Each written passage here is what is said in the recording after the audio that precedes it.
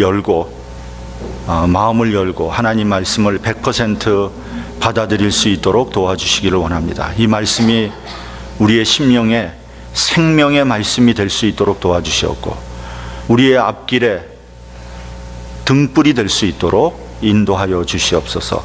감사드리옵고 예수님 이름으로 간절히 기도드렸사옵나이다. 아멘. 예, 오늘은 특별히 그 교회에 대한 말씀을 나누어 보려고 합니다. 교회는 뭐 하는 데냐? 교회는 어떤 곳인가 하는 겁니다. 결국은 그것을 알려면 성경에서 찾아볼 수밖에 없거든요. 성경 신구약을 합해서 보면은 교회를 한 5가지 정도로 나누어 볼 수 있습니다. 첫 번째는 노아의 방주입니다. 세상에 그 죄악이 관영하고 인간들이 타락이 극에 달했을 때 하나님께서는 이 세상을 멸망시키기로 결정하셨습니다. 도무지 희망이 없다. 더 이상 기회를 주는 것은 무의미하다. 그러나 그런 와중에서도 하나님께서 마지막 구원의 주를 내려주셨습니다. 그것이 바로 뭐냐? 방주입니다. 하나님께서 노아에게 이렇게 말씀하셨죠. 너는 120년 동안 산 위에다가 배를 만들어라. 그리고 누구든지, 여기서 누구든지가 중요한 말입니다. 누구든지 이 배에 들어오는 자는 살아남게 될 것이다. 성경을 보면 뭐 착하고 훌륭한 사람만 들어오라고 얘기하지 않았어요.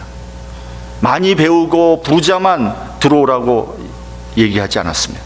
누구든지 상관하지 않습니다. 방주에 올라타는 자는 살게 될 것입니다. 어떤 사람은 이러한 하나님의 결정이 너무 잔인하다 이렇게 말하는 사람도 있습니다. 어떻게 인간을 다 죽일 수 있느냐? 불합리하다. 그러나 말씀드렸지만 가능성이 없는 거예요. 더 놔뒀다가는 죄악만 더할 뿐이에요. 그러니까 하나님이 심판할 수밖에 없는 그런 상황에 이르게 된 거죠. 비유해 보자면 이런 겁니다. 화병에 꽃이 꽂혀 있습니다. 근데 그 중에 일부는 그래도 쓸만해요. 그리고 나머지는 다 시들었어요. 그러면 이제 고민하게 되죠. 그 괜찮은 거, 쓸만한 거 일부를 재활용할까 하다가 그냥 다 폐기하자. 왜요? 그 꽃은 이미 죽은 꽃이기 때문에. 그 꽃이 다시 살아날 수 있는 가능성은 전무하다는 거죠. 뭐하러 그냥 놔두겠습니까? 폐기해버리는 것이 낫죠. 폐기한다고 해서 문제될 게 하나도 없는 겁니다. 여러분, 인간의 도덕과 윤리 수준은 이와 같은 겁니다. 나름대로 착하다고 하고 의롭다고 하지만 사실은 50보 100보입니다. 어느 사람이나 나는 의롭다, 나는 뭐 괜찮다, 나는 믿음이 있다, 50보 100보입니다. 죽은 꽃이에요. 더 이상 기회를 줄 이유는 없습니다. 속을 다 들여다보면 다 너절한 수준입니다. 그래서 성경은 의인은 없나니 하나도 없다 이렇게 선언을 한 겁니다. 나머지는 멸망밖에 남은 게 없다. 로마서 9장 21절을 보면요, 토기장이가 진흙 한 덩이로 하나는 귀 있을 그릇을, 하나는 천이 쓸 그릇을 만드는 권이 없느냐. 하나님을 토기장이로 비유한 것은 아주 절묘한 비유입니다. 왜냐하면 인간은 흙으로 만들어져 있기 때문이고 하나님은 그 흙으로 하나님의 작품을 만들었기 때문입니다. 하나님은 토기장입니다. 토기장이가 질그릇을 만드는데 마음에 들지 않아요. 어떻게 해야 될까요? 깨버려야죠. 마음에 들지 않는데 그거 그냥 놔둘 이유가 있습니까? 사정없이 깨버립니다. 그것은 토기장이의 권한이며 결정입니다. 예술가가 작품에 마음이 들지 않으면 가차없이 폐기합니다. 그렇지 않으면 그건 예술가가 아니에요. 토기가 왜 날 깨십니까? 항의할 수 없어요.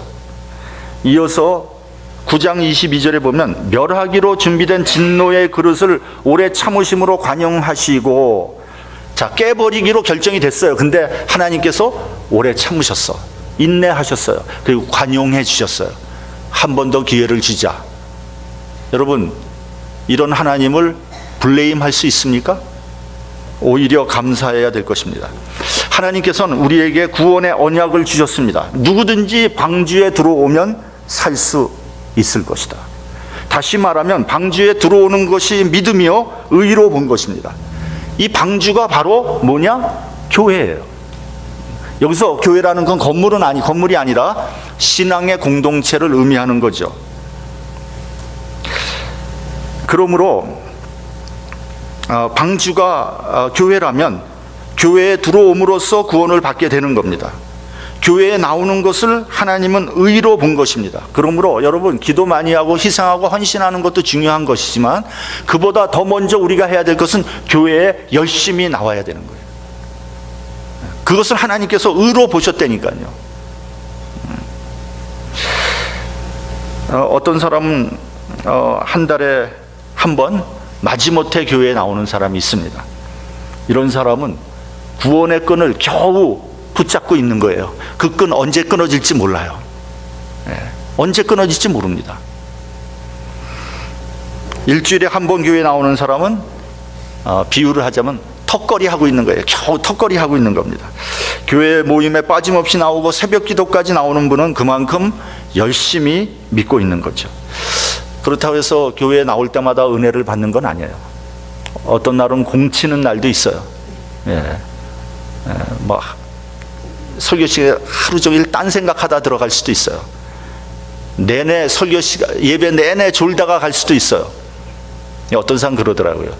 내가 조는 것은 다 목사님 책임입니다. 왜 나를 졸리게 만드냐는 거죠. 그래서 저는 여러분들 졸리지 않게 하려고 굉장히 노력을 해요. 근데 그거 쉽지 않아요, 여러분.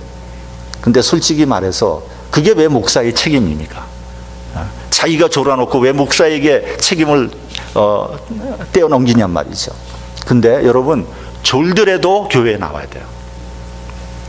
왜 그런지 아세요? 비몽사몽간의 말씀을 들어도 그 말씀이 그래도 일부가 내 심령에 남아있기 때문에 그렇습니다.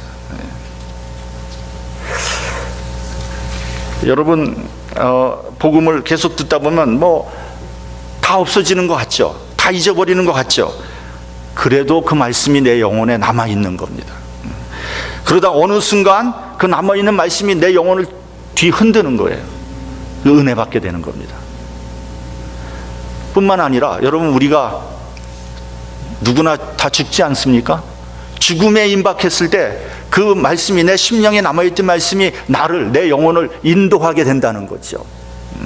그래서 교회에 나오라는 겁니다. 그것이 하나님께서 바라시는 믿음의 의요 순종입니다. 교회는 구원의 방주입니다. 그래서 교회를 귀중하게 생각해야 돼요. 둘째는 광야 교회입니다. 유대인들이 출애굽을 하고 난 다음에 가나안으로 들어가기까지 광야에서 40년을 지냈습니다. 왜 광야 40년이 필요했던 것일까요?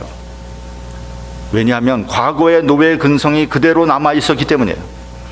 비열하고 치사하고 죄악으로 가득 찬 악한 근성이 그대로 남아 있는 거예요. 애굽에서 400년 동안 종살이를 하다 보니까 노예 근성이 체질화된 거예요. 아주 내 DNA에 새겨진 거예요. 여러분, 우리 옛말에 이런 말이 있습니다. 지주보다 마름이 더 무섭다. 여러분, 마름이란 말 아시죠? 마름이란 말 아시죠? 예. 아니, 한 사람만 대답해. 예. 마름은요, 같은 소장농이에요. 근데 다른 소장농을 감시하고 관리하라고 지주가 세워놓은 사람이에요. 근데 이 마름이 지주보다 더 소장농들을 괴롭히는 거예요. 같은 처지인데 완장채웠다고 다른 소장농을 막 그냥 쥐어짜는 거예요. 그래야지 자기가 칭찬을 받으니까. 악질적인 노예 근성이죠. 신민지 근성입니다. 여러분, 우리 가운데 아직도 신민지 근성 남아있는 거 아십니까? 한국에서는요, 그 돈과 권력을 가지고 있는 힘센 사람이 힘없고 약한 사람들을 못 살게 구는 걸 뭐라 그래요? 갑질이라고 그럽니다. 갑질. 예. 얼마 전에 육군 대장의 부인이 공관병들에게 갑질을 해서 무리를 일으켰어요. 툭하면 따귀 때리고, 심지어는 자기 자녀의 속옷까지 빨게 했다는 거예요. 아니, 자기 자녀가 귀하면 남의 자녀도 귀한지 알아야죠. 게다가 그 부인이 독실한 기독교 신자라고 하더라고요.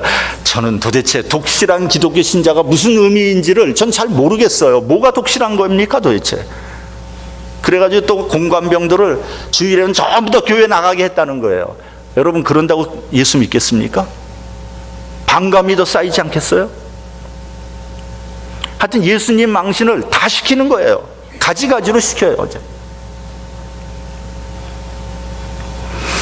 지금 그 육군 대장은 전역도 하지 못하고 형사범으로 기소가 되었어요.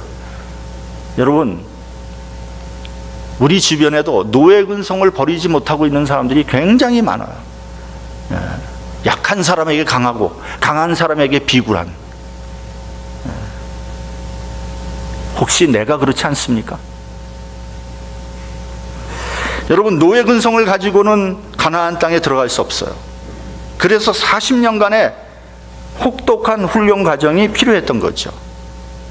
여러분, 40년을 광야에서 보낸다는 것은 정말로 죽음보다도 어려운 일입니다. 한번 여러분, 여름날 뜨거운 햇볕에서 한 10분 정도 걸어 보십시오. 못 견딥니다, 여러분. 굉장히 힘듭니다. 근데 이 이스라엘 사람들은 10분이 아니라 무려 40년을 광야에서 자결하는 햇빛 아래서, 또 때로는 밤에는 추위와 싸우면서 걷고 또 걸었어요. 그런 혹독한 과정을 겪었지만 그들의 못된 버릇은 고쳐졌어요? 고쳐지지 않았어요? 안 고쳐졌어요. 그만큼 옛 모습, 옛 버릇, 옛 성품, 옛 종교, 옛 타락성을 버리기 어려운 거예요. 어떤 사람이 그럽니다. 목사님, 저는 정말 옛 습성을 정말 버리고 싶은데 이게 버려지지 않습니다. 어떻게 하면 좋겠습니까? 걱정하지 마세요. 그게 그렇게 버리기 쉬운 게 아닙니다. 그게 금방 고쳐지는 게 아니에요. 그렇게 뭐 여러분 손바닥 뒤집듯이 옛 품성을 버릴 수, 누구나 다 그렇게 하게요? 혹독한 훈련 과정을 거쳐야 됩니다. 근데 한번 생각해 보십시오. 예수 믿기 전에 나와 예수 믿고 난 다음에 나 한번 비교해 보면 그래도 많이 변하지 않았습니까? 훈련을 통해서 시행착오를 겪으면서 서서히 고쳐지는 겁니다. 여러분, 교회는요, 강한 훈련을 받으면서 십자가 군병으로 거듭나는 곳, 이것이 바로 교회입니다. 교회는 훈련받는 곳이에요. 그래서 설교를 들을 때도 그 설교가 마음에 찔려야 돼요. 설교를 통해서 야단도 맞아야 됩니다. 설교를 통해서 내 자신을 여과 없이 냉정하게 되돌아볼 수 있어야 됩니다. 어떤 사람은요 그래요. 목사님이 설교하시면서 자기를 쳤대.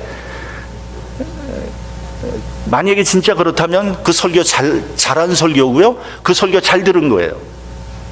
여러분, 하나님 말씀이 내 심령 골수를 찔러 쪼개야 되잖아요. 여러분, 설교가 여러분들 비유 맞추려고 설교하는 거 아닙니다.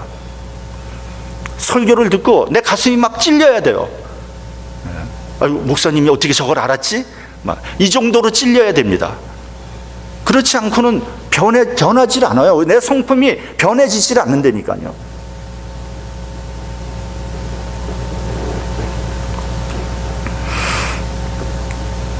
목사가 설교할 때 하나님의 말씀으로 받아들이지 않으면 전부 다 시험 들 수 있는 겁니다. 교회는 영적인 훈련을 받는 장소입니다. 여러분, 우리가 토요일 날 우리 청소팀이 와서 청소하잖아요. 여러분, 그게 그냥 단순히 청소가 아니에요. 그 영적인 훈련입니다. 아니 저기 한국에 절에 가면은 중이 되기 전에 3년 이상 쓸고 닦고 밥 짓고 한다는데, 우리는 하나도 훈련하지 않고 계급장 답니까? 그 잘못된 거 아닙니까? 훈련 받아야죠. 셋째는 예루살렘 성전입니다. 여러분, 다윗 왕이 성전을 지으려고 모든 준비를 다 했어요. 그리고 하나님 앞에 간구했어요. 근데 하나님이 허락하지 않았어요. 그리고 그 아들 솔로몬이 성전을 지었죠.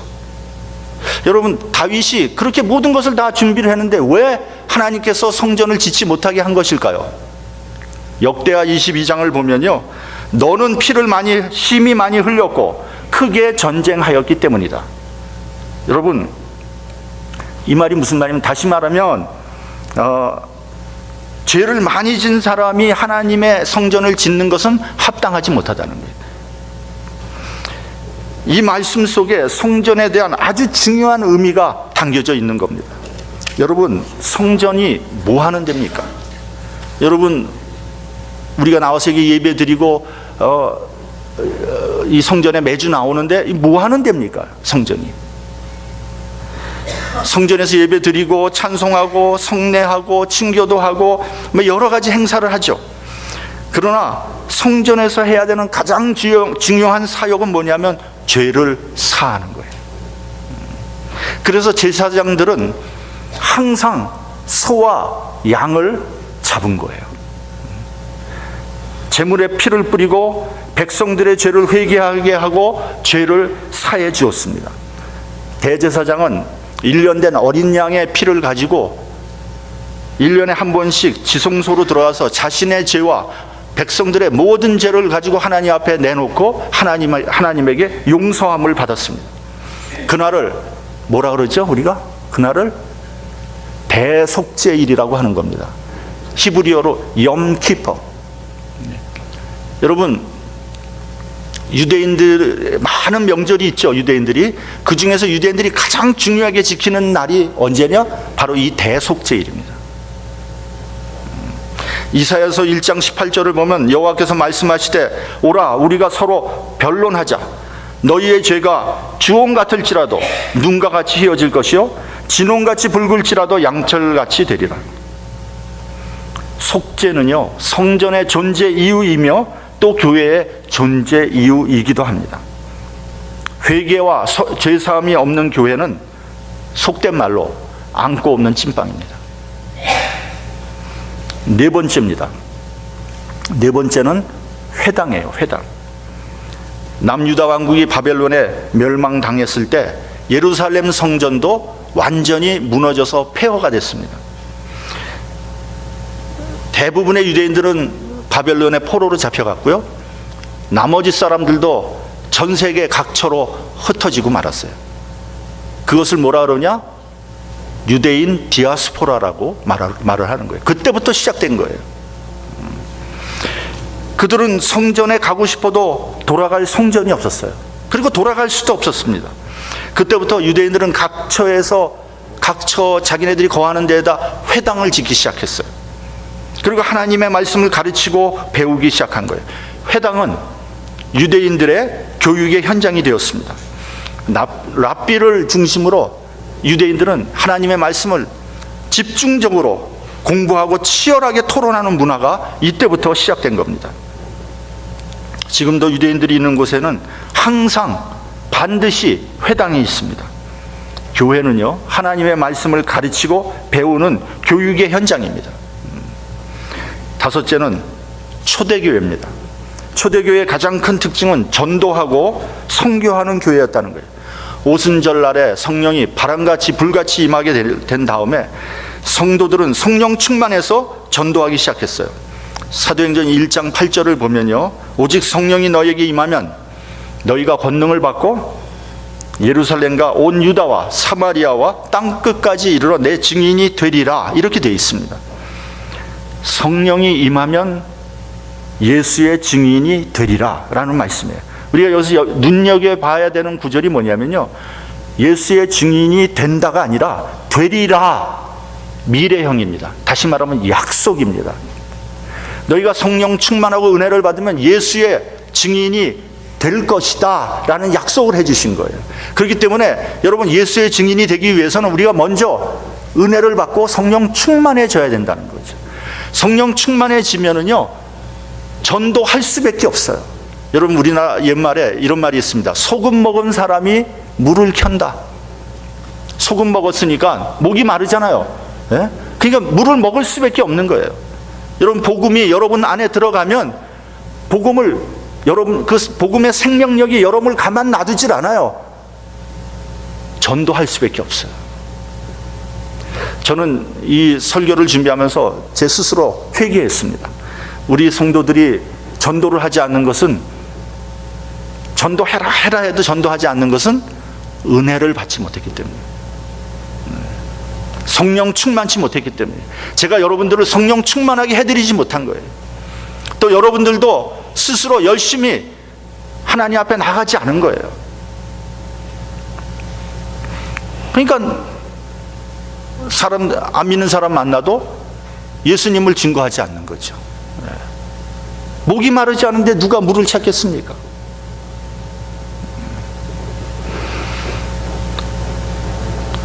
말씀드렸지만 복음 자체에는 생명력이 있어요. 여러분들이 복음으로 무장하게 되면 전도할 수밖에 없고요, 교회는 부흥할 수밖에 없게 되는 거예요. 제가 잘 아는 목사님이 있어요. 이분은 상당히 인격자예요. 그리고 훌륭한 분이에요. 근데 이상하게 목회가 안 돼요. 가만히 보면요, 훌륭한 목사님들은 목회 잘 못하더라고요, 제가 보니까. 근데 아주 수단이 좋고 아주 영악하고 빠릿빠릿한 목사님들은 또 목회 잘해요. 과연 그런데 그런 분들이 하나님의 종으로서 합당한지는 제가 잘 모르겠어요. 어찌됐건 이분이 목회가 잘 안 돼요. 그래서 성도들이 한 사람 두 사람 교회를 떠나요. 나중엔 결국 3가족밖에 안 남았어요. 그래서 이분이 이제 저를 만나면 이 목회를 계속 해야 되나 고민을 하는 거예요. 근데 어느 날 그 교회에 젊은 부부가 들어왔어요. 근데 이 젊은 부부가 은혜를 받은 거예요. 특별히 그 남편이요, 설교만 들으면 눈물이 난다는 거예요. 그러더니 그 남편이 전도를 하기 시작하는데 하여간 계속해서 새로운 사람을 데리고 오는 거예요. 요즘처럼 전도하기 어려운데 저가 매달 새로운 사람을 데려오는 거예요. 이 목사님이 막 신이 나가지고 말이죠, 열심히 목회해요. 지금 목회 그만두겠다는 말은 쏙 들어갔어. 예. 결국 뭡니까? 은혜를 받으면 전도하게 된다는 거예요. 먼저 은혜를 받아야 됩니다. 그러면 예수의 증인이 될 것입니다. 여러분들은 교회를 어떻게 생각하고 있습니까? 주일이니까 습관적으로 교회 나오고 있습니까? 나가지 않자니 뭔지 깨름직하고, 또 안 나가면 득다같이 전화가 오니까 또 왜 안 나갔냐 대답해, 귀찮잖아요. 그러니까 억지로 나오고 있습니까? 여러분, 기왕 교회에 나왔으면 어떻게 해서든지 은혜를 받으십시오. 그냥 겉돌지 마세요. 그러면 은혜와 함께 기쁨과 평안도 함께 얻을 수 있는 거예요. 어떤 사람이 우리 교회에 한 1~2번 나왔어요. 근데 계속해서 그 후에 안 나와요. 그래서 제가 찾아가 봤어요. 그랬더니 이분이 뭐라 그러냐면, 감기가 독감이 심하게 걸려서 교회 못 나갔습니다. 이제 곧 나으면 곧 나가야죠. 그래서 곧 나오겠지 하고 기다렸어요. 근데 계속 안 나오시는 거예요. 몇 개월이 지나도 안 나와. 또 찾아갔어요. 갔더니 뭐라 그러냐면, 몸이 아파서 그 몸은 1년 내내 아픈지 어떻게 된 건지 말이죠. 교회 나오기가 그렇게 힘듭니까? 참 안타깝고 답답해요. 은혜 받으면 교회 나오는 것처럼 기쁜 일이 없지 않습니까? 이번 주일에는 목사님이 어떤 설교를 할까 주일이 기다려지고 기대가 돼야 돼요. 그런 사람이 은혜 받은 사람 아니겠습니까? 누가복음 보면요, 예수님께서 12살쯤 되었을 때 예루살렘 성전에 올라가는 장면이 나옵니다.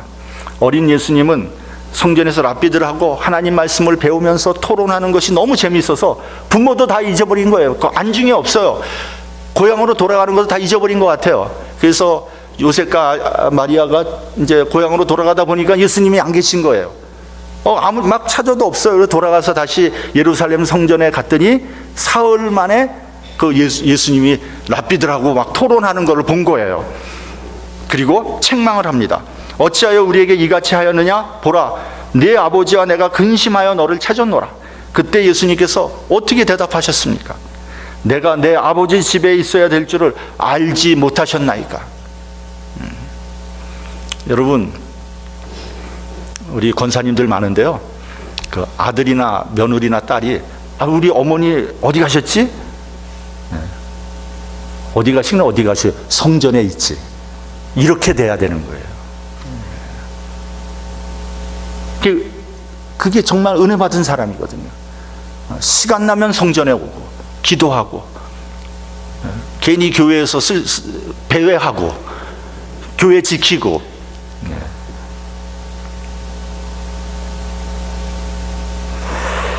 내 아버지 집에 있을 때 가장 평안하고 행복한 시간이 돼야 된다. 우리 본문 7절을 봉독하겠습니다. 본문 7절. 자, 시작. 내가 그를 나의 성산으로 인도하여 기도하는 내 집에서 그들을 기쁘게 할 것이며 그들의 번제와 희생은 나의 단에서 기꺼이 받게 되리니 이는 내 집은 만민의 기도하는 집이라 일컬음이 될 것입니다. 교회는 모든 사람이 와서 은혜를 받고 기쁨을 누리는 곳입니다. 젊은이도 오고 노인도 와야 됩니다. 와서 은혜 받아야 돼. 어떤 분이 그러시더라고요. 우리 교회 오면서 내가 이제 다 늙었는데 도움이 될까요? 그게 무슨 말씀이에요 도대체? 젊은이하고 나이 든 사람하고 목숨값이 다릅니까? 예수님이 뭐 피를 조금 흘려주셨습니까? 다 같이 오셔서 은혜 받아야 됩니다.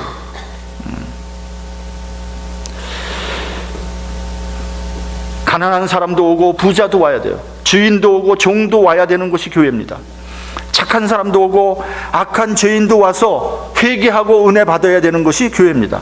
누구나 와서 은혜 받을 수 있어요. 한국의 유서 깊은 연동교회의 제1대 장로의 이름이 뭐냐면 고찬익이라는 사람입니다. 이 사람은 평안남도 안주 출신으로 천민이었어요. 가죽을 다루던 갑바치였습니다.